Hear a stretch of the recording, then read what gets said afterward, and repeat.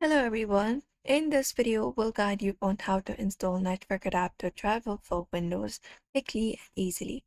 Whether you're facing connectivity issue or need to set up a new network adapter, in today's video, we will help you through the process.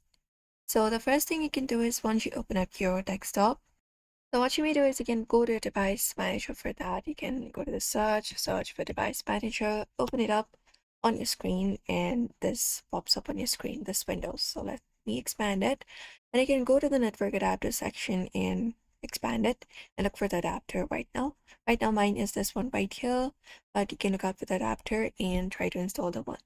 So first of all, try updating the driver for the adapter that is already installed. Back click on it and you can click on update driver, and from there you can search automatically for drivers, and that should install the particular driver for you.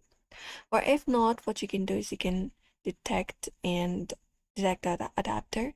So you can try putting the adapter from another device and connect it to your device, and you can just go ahead and open up the driver here, and here under device manager you should be finding a question mark option.